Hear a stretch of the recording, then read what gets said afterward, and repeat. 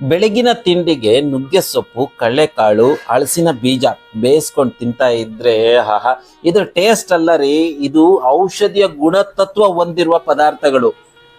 ನಾವು ಏನ್ ತಿಂತೀವಲ್ಲ ಅದರಲ್ಲೇ ನಮ್ಮ ಆರೋಗ್ಯದ ರಹಸ್ಯ ಅಡಗಿರ್ತದೆ. ಅದು ನಮ್ಗೆ ಗೊತ್ತಿರಲ್ಲ. ಬಾಯಿಗೆ ರುಚಿ ಆಗೋ ಪದಾರ್ಥ ನಾವು ತಿಂತಾ ಇರ್ತೀವಿ. ನನಗೆ ತುಂಬಾ ಹಿಂದೆ ಒಬ್ಬ ಡಾಕ್ಟರ್ ಹೇಳಿದ್ರು, ನಮಗೆ ಏನಾಗುತ್ತೆ ಅಂದ್ರೆ ನಾವೆಲ್ಲ ಏನ್ ಮಾಡ್ತೀವಿ ಅಂದ್ರೆ ಬಾಯಿಗೆ ಯಾವುದು ರುಚಿ ಸಿಗುತ್ತೋ ಅದನ್ನ ತಿಂತೀವಿ ಅಂತ. ಹಾಗಾಗೋದಿಲ್ಲ. ಯಾವುದು ಬಾಯಿಗೆ ರುಚಿಯಾಗಿರುತ್ತೋ ಅದು ಹೊಟ್ಟೆಗೆ ಇಷ್ಟ ಆಗೋದಿಲ್ಲ, ಯಾವುದು ಹೊಟ್ಟೆಗೆ ಇಷ್ಟ ಆಗುತ್ತೋ ಅದು ಬಾಯಿಗೆ ಇಷ್ಟ ಆಗೋದಿಲ್ಲ. ಆದ್ರೆ ನಾವು ಯಾವ್ದು ತಿನ್ಬೇಕು? ಬಾಯಿಗೆ ರುಚಿಯಾಗಿರೋದು ತಿನ್ಬಾರ್ದು, ಹೊಟ್ಟೆಗೆ ರುಚಿಯಾಗಿರೋದು ತಿನ್ಬೇಕು. ಅವಾಗ ನಮ್ಮ ಆರೋಗ್ಯ ಚೆನ್ನಾಗಿರ್ತದೆ. ಇದನ್ನ ನಾವು ಅರ್ಥಕೊಳ್ಳೋದಿಲ್ಲ, ಅದನ್ನ ನಾವು ತಿಳ್ಕೊಂಡಿಲ್ಲ. ಈ ಎಲ್ಲ ವಿಷಯಗಳನ್ನ ಈ ವಿಡಿಯೋದಲ್ಲಿ ನೀಟಾಗಿ ಅರ್ಥ ಮಾಡ್ಕೊಳ್ಳೋಣ. ತುಂಬಾನೇ ಇಂಪಾರ್ಟೆಂಟ್ ಅಂದ್ರೆ ಇವತ್ತಿನ ವಿಡಿಯೋದಲ್ಲಿ ನುಗ್ಗೆ ಸೊಪ್ಪು. ನಮಸ್ಕಾರ. ಮಳೆಗಾಲದಲ್ಲಿ ಉಪಯೋಗಿಸಬೇಕಾದ ಆಹಾರಗಳನ್ನು ಹೇಳುವಾಗ ನಾನು ನುಗ್ಗೆ ಸೊಪ್ಪಿನ ಪಲ್ಯ ಅಂತ ಹೇಳಿದ್ದೆ. ಇಂದು ನುಗ್ಗೆಯ ಗುಣಗಳು, ಅದರ ವಿಶೇಷತೆಗಳು, ಅದು ಯಾವ್ಯಾವ ರೋಗಗಳಲ್ಲಿ ಅನುಕೂಲಕರ, ಜೊತೆಗೆ ಅದಕ್ಕೇನಾದರೂ ಸೈಡ್ ಎಫೆಕ್ಟ್ಸ್ ಇದೆಯಾ ಅಥವಾ ಅದನ್ನು ಬಳಕೆ ಮಾಡಿದಾಗ ಸಮಸ್ಯೆಗಳಾಗೋದಿದೆಯಾ ಅನ್ನೋದನ್ನು ಇವತ್ತು ತಿಳ್ಕೊಳ್ಳುವ. ಒಟ್ಟಿನಲ್ಲಿ ನುಗ್ಗೆಯ ಬಗ್ಗೆ ಕಂಪ್ಲೀಟ್ ಡೀಟೇಲ್ಸ್ ಇಂದು ನಾವು ತಿಳ್ಕೊಳ್ಳೋಣ. ನಾವು ಬಹಳಷ್ಟು ಬಾರಿ ಕೈಯಲ್ಲಿ ಬೆಣ್ಣೆಯನ್ನು ಇಟ್ಟುಕೊಂಡು ತುಪ್ಪಕ್ಕೆ ಹುಡುಕ್ತಾ ಇರ್ತೇವೆ. ಅದೇ ಥರ ಯಾವ್ಯಾವ ವಿದೇಶಿ ಹಣ್ಣುಗಳಲ್ಲಿ ಅಥವಾ ಹೊರಗಿನಿಂದ ಬರುವ ತರಕಾರಿಗಳಲ್ಲಿ ಎಷ್ಟೆಷ್ಟು ನ್ಯೂಟ್ರಿಯೆಂಟ್ಸ್ ಇದೆ, ಯಾವುದಕ್ಕೆ ಒಳ್ಳೆಯದು ಅಂತ ಯೋಚನೆ ಮಾಡ್ತಾ ಇರ್ತೇವೆ. ತುಂಬ ಕಾಸ್ಟ್ಲಿ ಆಗಿದ್ರೂ ಕೂಡ ಕಿವಿ ಫ್ರೂಟ್ಸ್ ತಿನ್ನಬೇಕು ಅನ್ಸುತ್ತೆ, ಆದರೆ ನಮ್ಮ ಮನೆ ಹತ್ರ ಇರುವಂಥ ನೇರಳೆ ಹಣ್ಣು ತಿನ್ನಬೇಕು ಅಂತ ಅನ್ಸೋದಿಲ್ಲ. ಆದರೆ ಅದಕ್ಕಿಂತ ಹೆಚ್ಚು ನ್ಯೂಟ್ರಿಯೆಂಟ್ಸ್ ನಮಗೆ ನೇರಳೆ ಹಣ್ಣಿನ ಸಿಗತ್ತೆ ಅಂತ ಗೊತ್ತಿಲ್ಲ.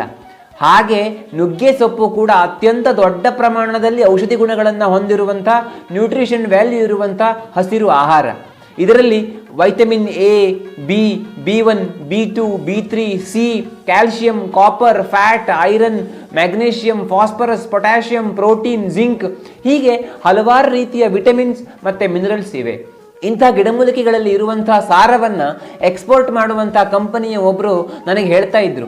ಏನು ಅಂದರೆ, ವಿದೇಶಗಳಲ್ಲಿ ಹೇಗೆ ಕೇಳ್ತಾರಂತೆ ಅಂದರೆ, ನುಗ್ಗೆಯ ಸೊಪ್ಪಿನ ಪೌಡರ್ನ ನಮಗೆ ಎಷ್ಟು ಬೇಕಾದರೂ ಕಳಿಸ್ಕೊಡಿ, ನಾವು ತಗೊಳ್ತೇವೆ ಅಂತ. ಸ್ವಲ್ಪ ಪ್ರಮಾಣದಲ್ಲಿ ಕೆಲವೇ ಕೆಜಿಗಳ ಲೆಕ್ಕದಲ್ಲಿ ನೀವು ಕಳಿಸ್ಕೊಟ್ರು ನಾವು ತಗೊಳ್ತೇವೆ, ಅಥವಾ ನೀವು ಟನ್ಗಟ್ಟಲೆ ಕಳಿಸ್ಕೊಟ್ರು ನಾವು ತಗೊಳ್ತೇವೆ. ನಮಗೆ ಅದು ಅಷ್ಟು ಇಂಪಾರ್ಟೆಂಟ್ ಅನ್ನೋದು ಅರ್ಥ ಆಗಿದೆ. ಅದರ ಮೇಲೆ ಸಿಕ್ಕಾಪಟ್ಟ ಸ್ಟಡೀಸ್ ಆಗಿದೆ.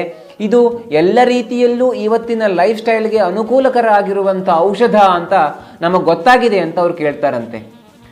ನಮ್ಮ ಮನೆಯ ಮುಂದೆನೇ ಇದು ಬೆಳ್ಕೊಂಡಿರುತ್ತೆ, ಆದರೆ ನುಗ್ಗೆಕಾಯಿಯನ್ನು ಮಾತ್ರ ನಾವು ತಂದು ಸಾಂಬಾರು ಮಾಡ್ತೇವೆ. ನುಗ್ಗೆ ಸೊಪ್ಪನ್ನು ಮಂಗ ತಿಂದುಕೊಂಡು ಹೋಗಿ ನಮ್ಮನ್ನು ಮಂಗ ಮಾಡ್ತದೆ.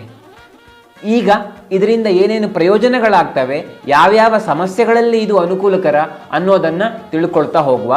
ಮೊದಲನೇದಾಗಿ ಇದು ಫ್ಯಾಟ್ ಮೆಟಾಬಲಿಸಮ್ ಚೆನ್ನಾಗಿ ಆಗೋ ಹಾಗೆ ಮಾಡುತ್ತೆ. ಹಾಗಾಗಿ ಒಬೆಸಿಟಿಯಲ್ಲಿ ತುಂಬ ಹೆಲ್ಪ್ ಆಗುತ್ತೆ.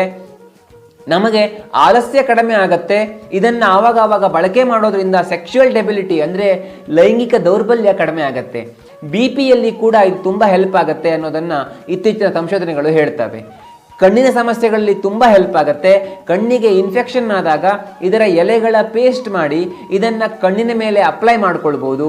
ನುಗ್ಗೆ ಸೊಪ್ಪನ್ನು ನಿಯಮಿತವಾಗಿ ಬಳಕೆ ಮಾಡೋದ್ರಿಂದ ನಮ್ಮ ದೇಹದಲ್ಲಿರುವ ಬಹುತೇಕ ಎಲ್ಲ ನೋವುಗಳು ಕಡಿಮೆ ಆಗ್ತವೆ. ಯಾಕೆಂದರೆ ಇದರಲ್ಲಿ ಆ್ಯಂಟಿ ಇನ್ಫ್ಲಮೇಟರಿ ಪ್ರಾಪರ್ಟೀಸ್ ತುಂಬ ಚೆನ್ನಾಗಿದೆ.